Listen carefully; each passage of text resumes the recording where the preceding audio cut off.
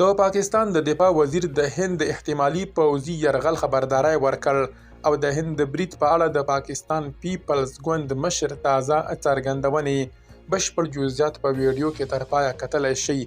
درنو لیدونکو ستړي مه شئ. د پاکستان دفاع وزیر د دوونۍ یا دوشنبې پر ورځ خبرداری ورکړ چې د هند لخوا پوځي یرغل نږدې دی. خواجه آصف د یوې خبري ناستې پر مهال وویل موږ خپل ځواکونه پیاوړي کړي ځکه دا یو رښتینی او بیړنی ګواښ دی. د پاکستان د خپلواکۍ ساتنې لپاره ستراتیژیک تصمیمونه نیول شوي دي. د هندي کشمیر د برید چې 26 سیلانیان پکې ووژل شول پړای پر پاکستان اچولې، خو اسلام آباد دغه تورونه په کلکه رد کړي او د پیښې د خپلواکو څېړنو غوښتنه یې کړې ده ترڅو د لا ډیرو ترنګلتیاو مخه ونیول شي. له یاد برید وروسته د هند او پاکستان ترمنځ په ډیپلوماټیکو اړیکو کې درز رامنځته شوی.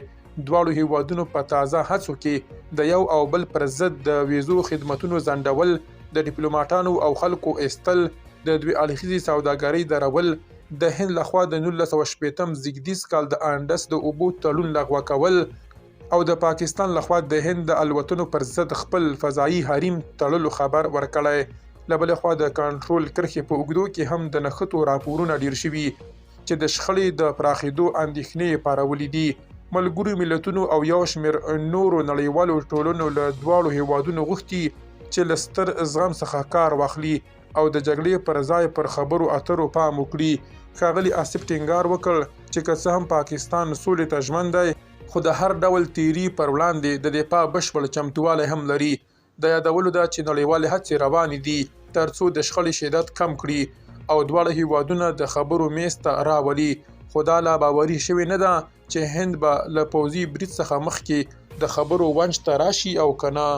د پاکستان پیپلز ګوند مشر ویلي هند د دې پر ځای چې خپلې کورنۍ جدي ستونزې حل کړي پر پاکستان تور پورې کوي. بلاول بوټو زرداری وایي موږ څو ځله د خبرو اترو هڅه کړې خو هندوستان د خبرو لپاره هیڅ تیاری نه لري. درنو لیدونکو له مالتیا مو مننه.